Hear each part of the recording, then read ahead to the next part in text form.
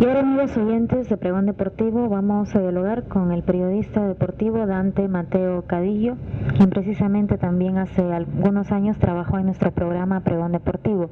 Ahora integra el plantel de la rotativa deportiva de Radio Programas del Perú. A raíz de su participación como relator en el Campeonato Mundial de Fútbol Italia 90, vamos a tener la oportunidad de dialogar con él para que nos cuente sus experiencias vividas en Italia. Bienvenido a Pregón Deportivo, Dante Mateo. Bueno, primeramente darte las gracias por esta gran ocasión, gran oportunidad de volver a los micrófonos de Pregón Deportivo. Como tú bien lo decías, tuve pues el gran gusto de trabajar en Pregón Deportivo cuando lo dirigía en ese entonces el finado Óscar Artacho, una gran persona de quien guardo muchos recuerdos y sobre todo muchas enseñanzas, y de grandes amigos también como don Miguelito de los Reyes, con otro gran amigo que se fuera también como don Raúl Goiburo, con quien tuve el gusto de trabajar, con Juan Velarde, quien está ahora todavía en Pregón Deportivo, con don Willy Alcántara, Foster Urtecho, Carlos Basay, toda la gente que pasó por Pregón Deportivo. Yo trabajé allí desde el año 1978 hasta el año 1984, por eso es que, repito, para mí es un gusto nuevamente encontrarme en los micrófonos de Pregón Deportivo, que sinceramente lo siento como si fueran míos. Bien, Dante, quisiéramos que nos des a conocer cuál ha sido la experiencia vivida en Italia 90, el Campeonato Mundial de Fútbol. Bueno, es una experiencia grande, es una experiencia grata, sobre todo porque fue mi ilusión siempre llegar a transmitir un campeonato mundial. Creo que se me dio en esta ocasión, estando en Pregón Deportivo, cuando Pregón Deportivo tuvo la ocasión de transmitir en el año 1982 en España. No pude hacerlo por diversos motivos de salud, como saben los amigos de Pregón Deportivo, saben los directivos también. No pude estar en el campeonato mundial de aquel entonces de España. En 1986 yo laboraba como locutor aquí en Radio Programas, tampoco pude ir, no integraba la rotativa deportiva, pero era mi anhelo creo que de todos los que integran o los que trabajan en el periodismo deportivo. Por eso fue una grata experiencia, una bonita oportunidad de conocer tanta gente, de conocer grandes colegas, grandes amigos, los brasileños, los argentinos, los colombianos, los sudamericanos por sobre todo, ¿no? Esto en cuanto a colegas. Y luego de conocer una ciudad tan bonita como Roma primero, algunas otras ciudades que tuvimos la ocasión de conocer, aunque así muy rápidamente por el trabajo agotador que hubo en lo que se refiere al Campeonato Mundial de Italia, y a conocer jugadores, aunque me quedé un tanto desilusionado porque quise ver mejor a jugadores como Gulli, como Van Basten, como el mismo Maradona, como Giannini de Italia, de quien me habían hablado mucho, de muchos jugadores que la verdad no brillaron. Más bien para compensar esto se dieron algunos casos de jugadores que sí me gustaron, jugadores como por ejemplo Chugavi, de Checoslovaquia si no me equivoco, después también los jugadores de Camerún que dieron una grata sorpresa, y algunos otros que escapan a mi memoria, Breme de Alemania, el mismo Faller, es decir, jugadores que de repente no se hablaba mucho de ellos, pero que al final lucieron más que los que estaban más promocionados. Creo que esto ha sido la tónica del Mundial, un Mundial de sorpresas, un Mundial al final, porque yo pregunté a los que tenían ya más experiencia en estos mundiales y les preguntaba que de los mundiales que ellos habían visto, qué les había parecido este Mundial de Italia 90, y técnicamente no les ha gustado a nadie, y particularmente tampoco, no me llenó los ojos el Mundial de Italia 90. Creo que hubo equipos que se quedaron por mala suerte, equipos como Brasil, por ejemplo, que pudo estar y llegar más lejos, sin embargo no llegó, y equipos como Argentina, que llegó a tropezones, que llegó a la final, a una final que pienso que no merecía, sin embargo se dio, y Argentina perdió ese partido frente a Alemania. En su concepto, ¿cuál hubiera sido mejor la final? ¿Alemania-Italia o Alemania-Argentina? ¿Está conforme con eso? Bueno, pienso que para mí la final debió ser Alemania uno de ellos, pero sinceramente Alemania-Brasil, no Alemania-Italia, porque Italia tampoco no rindió, a pesar de jugar como local no rindió de lo que se esperaba. Entonces pienso que para mí una bonita final hubiera sido entre Alemania y Brasil, porque Brasil para mí jugó muy bien, sin embargo no tuvo mucha suerte, no tuvo fortuna, y el equipo que hizo los goles al final le ganó, por ejemplo Argentina, ¿no? Argentina que llegó haciendo goles a tropezones, como decía, ganando por penales, pero ganando los partidos, que era lo importante. Entonces, a mí me hubiera gustado una final entre Alemania, un equipo que me impresionó sobre todo en los primeros partidos, y Brasil, de quien sabía que iba a rendir y que rindió también en la cancha. Lástima para Brasil que no hizo los goles necesarios y allí se quedó. ¿Qué pasó en la final? ¿Una final muy deslucida? Sí, una final muy deslucida, un partido que no era para final. Habíamos visto y teníamos antecedentes de finales mucho más brillantes, mucho más emocionantes, con jugadores que brillaron en extremos. Sin embargo, esta vez no. Argentina fue a este partido bastante disminuido. Jugadores que le faltaron, como Canilla, por ejemplo, uno de sus más altos valores, sobre todo en la delantera, hombre que hacía los goles. Maradona, que no estuvo a la altura de las circunstancias, y el equipo alemán, que fue de más a menos, porque, repito, a mí me había impresionado Alemania, pero luego vino el partido con Colombia, un buen partido también. Colombia le complicó las cosas, pero ahí estuvo Alemania, ¿no? Pero después fue bajando. Con Inglaterra ya no estuvo bien, ya no era el mismo Alemania. Es decir, cosas que pasaron en el Mundial verdaderamente sorpresivas. Entonces, cuando llegó Alemania y frente a Argentina a la final, pienso que no llegó como había estado primero, y ahí, de allí que fuera deslucido este último partido. ¿Camerún un buen equipo?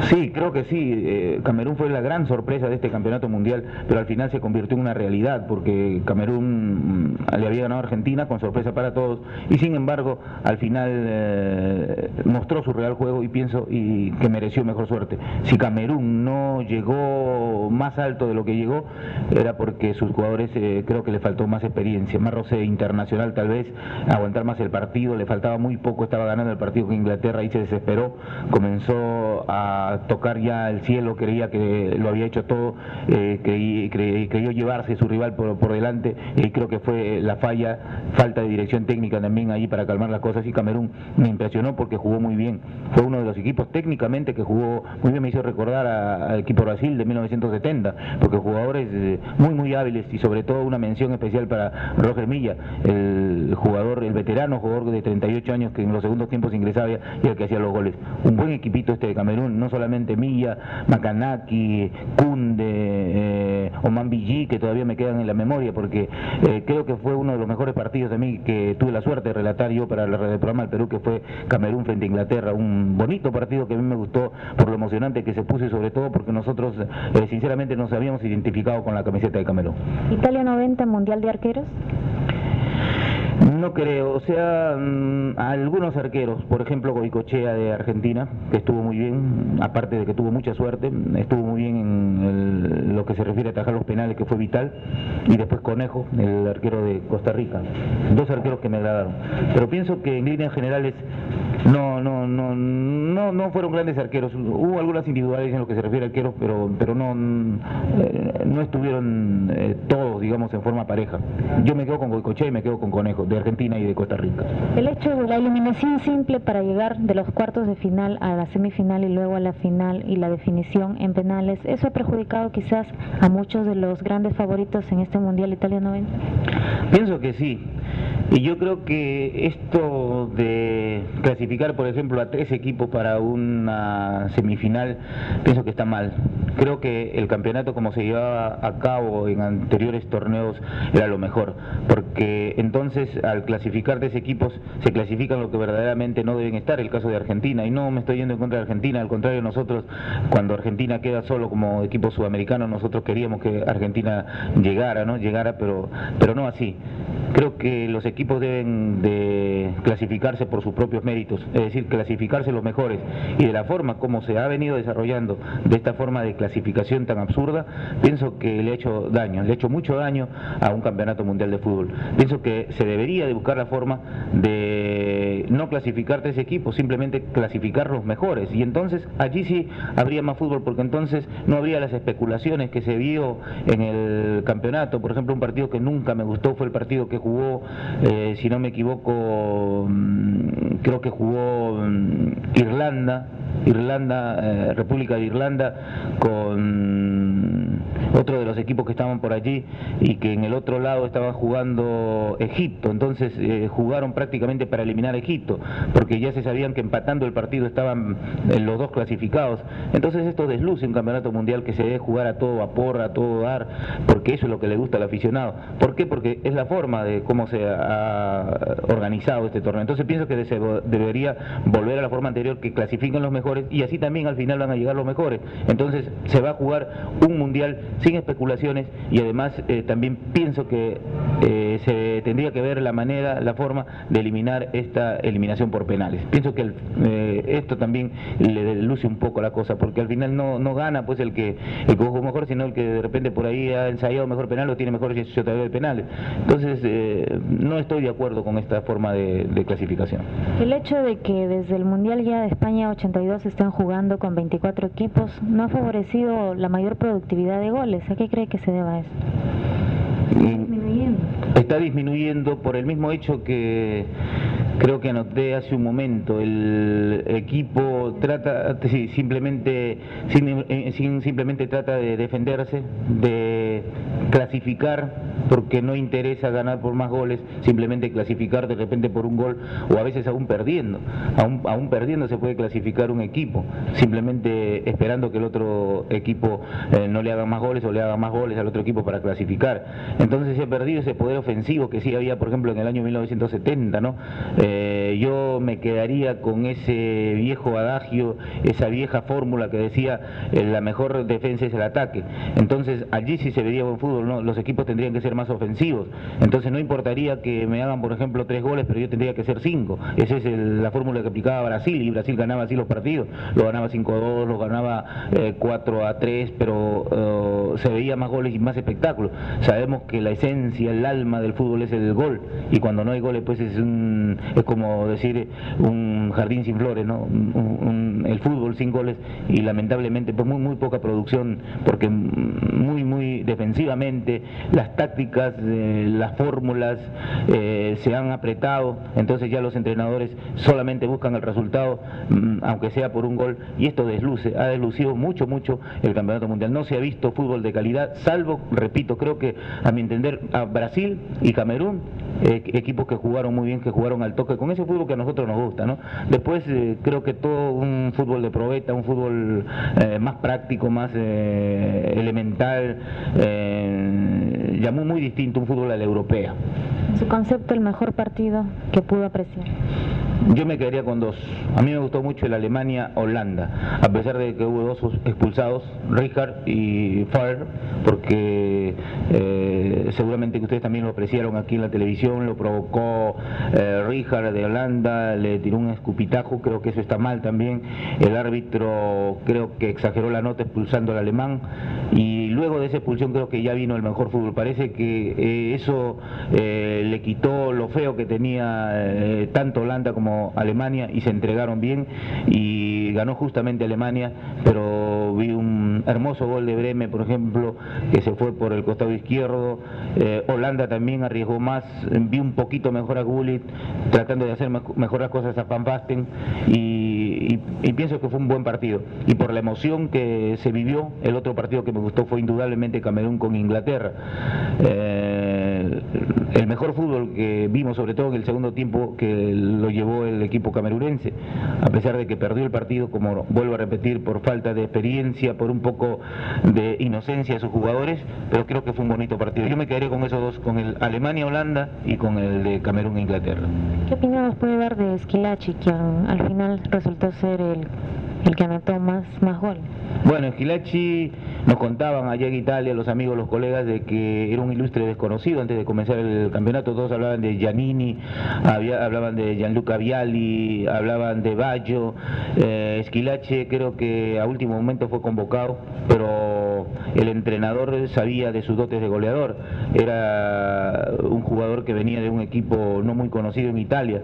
Sin embargo, es un jugador de esos que van para adelante con hambre de gol, con olfato de gol, y lo pusieron precisamente recién en el segundo tiempo del partido que jugaron frente a Austria, porque Italia se veía premiado, no encontraba el camino del gol, todos los hombres iban para adelante, tiraban, pero nadie hacía goles. Entonces el entrenador se la jugó, hace ingresar a Squillace precisamente, y él es el que justamente con golpe de cabeza marca el gol que marca también el primer triunfo para los italianos, que ya se veían con la soga al cuello porque la hinchada, los tifosis allá son muy exigentes, entonces le pedían que ganara Italia. Italia estaba empatado 0-0 y creo que fue la gran oportunidad para Squillace, y después ya no salió más del equipo y comenzó a hacer los goles. Oportunista, un jugador que no es muy técnico, que digamos, es un jugador esos cazabolas, jugador muy arriesgado, que va para adelante, que las busca todas, que no perdona ninguna, y estuvo pues preciso, además con mucha suerte, con mucha fortuna en las veces que le tocó anotar cuando venía la pelota, y fue pues un gran alivio sobre todo para los demás jugadores, porque no habían encontrado la fórmula de gol con el resto de jugadores más promocionados, y cuando este Squillace de un jugador que, repito, no era estrella en Italia, en los equipos también, pero que apareció justamente en el Mundial, que era lo que querían. Lamentablemente no estuvo tampoco presente en la oportunidad con Argentina, porque lo marcaron muy bien, y allí perdió la gran ocasión, aunque por el tercer puesto también otra vez estuvo en el marcador marcando un gol de penal. ¿Resultó justo el penal cobrado por el mexicano Codesal en la final Alemania-Argentina? Bueno, pienso que en esta clase de partidos, sobre todo en una final de un campeonato mundial, siempre va a quedar la duda, siempre va a quedar también la controversia, siempre queda algo para el comentario después de los partidos o ahí mismo en el momento que se produce la falta. La verdad es que voy a ser sincero, yo no estuve presente en el partido porque Roberto Segarra tuvo que relatar ese partido, ya nosotros alistábamos maleta para regresar porque nosotros viajábamos al día siguiente. Simplemente yo vi por televisión el primer tiempo porque nosotros nos tocó estar en Bari en el partido por el tercer puesto que jugaron Italia con Inglaterra, que dicho sea de paso ganó Italia, pero Roberto, el que estaba presente, el que relató, yo le pedí su opinión a él, ¿no? Que me dijera que él me dijo que también estaba muy lejos porque arriba de la cabina son 80.000 almas, es un estadio muy grande, entonces muy difícil, a pesar de que la televisión luego después vuelve también al reprise, se ve la jugada, la vi después, pero muy discutida. Para algunos no fue penal, para otros sí, otros que el árbitro pudo verlo mejor que todos, en fin, como digo, discutido. Eso siempre va a quedar para la polémica. No podría decir así afirmativamente si fue o no fue. Siempre va a quedar para la polémica, pero al final creo que se hizo justicia por lo que sucedió a lo largo del campeonato. Alemania, con sus altibajos, había sido el mejor del campeonato. Sinceramente yo me quedaba con Alemania también, porque si ya no estaba Brasil, el que debía de campeonar era Alemania. Ahora Argentina, yo creo que ese segundo puesto debe darle gracias a Dios, porque la verdad es que se lo encontró. ¿Cómo evalúa la organización del Campeonato Mundial en Italia? La organización, bueno, siempre las organizaciones no van a ser, no son parejas, no son excelentes, que siempre tiene que haber fallas, pero en líneas generales creo que bien, sobre todo en la atención a la prensa, muy buena la atención. Nosotros teníamos la información a la mano, teníamos gente que nos apoyaba, había también hermosas chicas que colaboraban con nosotros en lo que se refiere a los telex, en lo que se refiere a el idioma, porque se hablaba diferente idioma, entonces se puso gente preparada que nos traducía.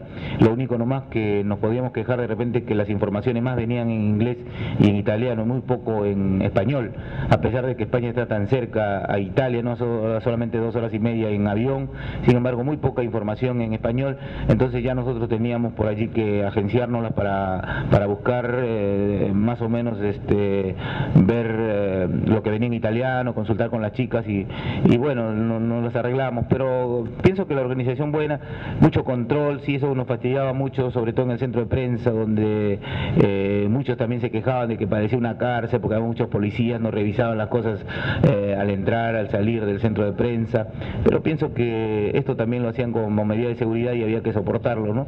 Pero después creo que todo correcto. correcto, el control en los ingresos de los estadios muy bueno de parte de la policía, no dejaban ingresar botellas o artefactos contundentes que pudieran afectar a los jugadores desde las tribunas o gente mareada. Es decir, pienso que esa parte estuvo bien. Como digo, nunca uno puede quedar contento de todo, siempre tiene que haber fallas, siempre se hierra, y esperemos nomás porque el próximo campeonato sea mejor que este, ¿no?, en cuanto a organización.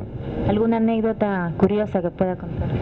Anécdota, bueno, yo lo que más me admiré fue lo caro que está, sobre todo en Roma, donde estuvimos la mayor parte del tiempo, aunque en toda Italia, ¿no?, la realidad es distinta, la realidad es distinta. A nosotros nos asombraba, por ejemplo, de que fuimos un día por ahí al mercado y a Roberto se le ocurrió comerse un plátano, ¿no?, que hace tiempo decía que no comía, y cuando le preguntó nos dijeron que costaba 1.200 liras, que al cambio era más o menos $1 y fracción. Entonces nosotros traducíamos eso a nuestra moneda peruana y nos llegó la noticia que había subido el dólar hasta 125.000, entonces más o menos eran 125.000 intis o más de 100.000 para comerse un plátano, cosa que pues a nosotros nos pareció bastante curiosa, bastante exagerada, pero también conforme fueron pasando los días nos hicimos a la realidad y veíamos pues que los sueldos eran distintos. Con lo que pasa acá, pues acá el sueldo mínimo está en $40, allá está en $800, entonces ahí era la diferencia, pero muy difícil, muy caro todo en Italia. Eso fue lo que más me impresionó, sobre todo la comida, también la movilidad, un taxi $20, y esa creo que fue pues una de las anécdotas que tuvimos. Tuvimos varias, pero en este momento pues no, de repente no se me viene a la memoria. Sabemos que ha sido su primer mundial que ha cubierto en esta oportunidad. La pregunta que le queremos hacer es, ¿cómo se cubre un mundial? Bueno, un mundial hay que cubrirlo de la manera en que la organización, en este caso Radioprogramas, lo impone, ¿no?, lo manda. Nosotros ya desde que salimos, desde antes de salir, tuvimos una reunión de la forma como íbamos a trabajar, cómo se realizaba las transmisiones de un mundial. Entonces cada uno de nosotros llevaba una misión. En este caso nosotros relatores, Ítalo Villarreal, Roberto Segarra y el que habla, y además de relatores teníamos que hacer notas en algunos campos que se podía cubrir, porque estuvo muy controlado todo, no se podía ingresar como se hace acá, por ejemplo, en cualquier momento al entrenamiento. Ahí había horas para cubrir la información, de repente nosotros no llegábamos, conversábamos con los colegas. O sea, cubrir un mundial significa hacer notas para entregárselas al público de Lima, porque nosotros, aparte de la rotativa deportiva, también teníamos el noticiero que iba en la mañana, ¿no?, con la hora cambiada, son 7 horas de diferencia. Entonces, en la medida de que nosotros nos era posible, sobre todo llegar con la movilidad, con la premura del caso, cubrir algunas partes de los entrenamientos, hablar con la prensa, hablar con algunas figuras, y luego en los campos de juego el relato, cada uno con su misión del relato, cumplir como lo hacemos acá, igual el cuadro de comisiones que se nos asignaba, cada uno cubrir una parte del entrenamiento de Italia, de Argentina, equipos por ejemplo que estaban más cerca, y luego cuando nos tocaba ir a los escenarios para transmitir los encuentros, bueno, cumplir nuestro trabajo a cabalidad, ¿no? Comentarista Miguel Humberto Aguirre, nosotros relatores, locutor comercial, es decir, cada uno tenía una misión. ¿A qué figuras se entrevistó? Bueno, tuve la gran ocasión, por ejemplo, de conversar con Edson Arantes, don Nascimento Pelé, una persona muy amable, muy asequible, ya me lo habían dicho, y cuando me acerqué no tuvo problemas de conversar conmigo. Le hice una nota para Perú, después también hice una nota con el técnico de Uruguay en el partido que jugó Italia con Uruguay, a Tavares, a quien le pregunté que si ese equipo que había perdido frente a Italia tenía alguna semejanza con el equipo que nos había eliminado a nosotros en las eliminatorias. Él dijo que la verdad que le había gustado mucho más el equipo que jugó las eliminatorias y que esperaba mucho mejor actuación de su equipo en el campeonato mundial. Después también conversé con Sócrates, el brasileño, estuve hablando también con Carlos Alberto, una persona muy amable también, el otro brasileño. Carlos Alberto figura en el campeonato mundial 1970 donde Brasil fue campeón, se recordó muchas veces a los jugadores peruanos. Tuve ocasión de encontrarme allá con Teófilo Cubillas, con él también conversamos, con Osvaldo Ramírez, conversé con el embajador de Perú allá en Italia, en Roma, el señor Rocasella, así con la única que no pude hablar es con la Chicholina porque no tuve tiempo. Creo que el de Halder Godos de Ovación fue el que se llevó la primicia, sí. Bueno, el problema es de que nosotros también habíamos tenido la cita ese día, pero justamente se nos cruzaba con uno de los viajes para la transmisión y no pudimos hacer la nota, pero creo que en lo que más o menos pudimos hablar con la gente del deporte lo hicimos. ¿Cuántos partidos relató? Bueno, en este momento exactamente no me acuerdo, pero calculo que hayan sido unos 10 partidos, y el partido que más me acuerdo fue Inglaterra con Camerún, y por las informaciones que tuve desde Lima, por lo que me hablaron, me manifestaban de que había sido también el que mejor se había relatado, el que mejor había salido, y para mí fue un gusto, ¿no? Porque la verdad es que yo me sentía como si jugara Perú cuando veía jugar esos negritos de Camerún, porque siempre uno apoya al rival más chico, ¿no? Más débil, y Inglaterra parecía como favorito, y Camerún sin embargo se superó, y la verdad que nos incentivaba a apoyarlo, y yo quería que ganara Camerún sin embargo al final, pero ahí donde me entregué bastante, fue uno de los mejores partidos que relaté, según también mi propia opinión, porque también uno o sea, a veces tampoco el partido no se presta para el relato, ¿no? Como te estaba contando ese partido, por ejemplo, que jugó Holanda, ahora me acuerdo, Holanda-Irlanda, que era partido para el sueño, entonces bueno, uno trata de hacerlo bien, pero la verdad es que a veces los mismos jugadores no invitan al juego, pero cuando un partido está bien jugado, bien luchado, con bastante emoción, entonces también uno se acomoda bastante al relato. Bien, señor Dante Mateo Cadillo, muy amable por haber dialogado con Pregón Deportivo. Será hasta una próxima oportunidad. Bueno, yo te agradezco otra vez por la oportunidad que me has dado de dialogar con la gente amiga de Pregón Deportivo, y cuando gustes estaremos pues a la orden para conversar sobre lo que nos gusta a todos, como lo es el deporte, en este caso el fútbol, y un saludo especial para don Miguelito de los Reyes, una gran persona, un gran amigo, de quien guardo muchos recuerdos, muchas enseñanzas, y de toda la gente joven también de Pregón Deportivo, porque sabemos que se está renovando, ¿no? Tocari, que quedó ahí, Carlos Basay, y los grandes amigos, los viejos amigos como don Guillermo Alcántara, y como ya lo he repetido Miguel, como Foster Urtecho, a toda la gente, y de repente si se me escapa algún nombre, pues que me sepan disculpar, pero sigo llevando en mi corazón a Pregón Deportivo, que fue aquí en Lima que me dio la oportunidad de incursionar en esto que nos gusta tanto como es el periodismo deportivo. Muchas gracias.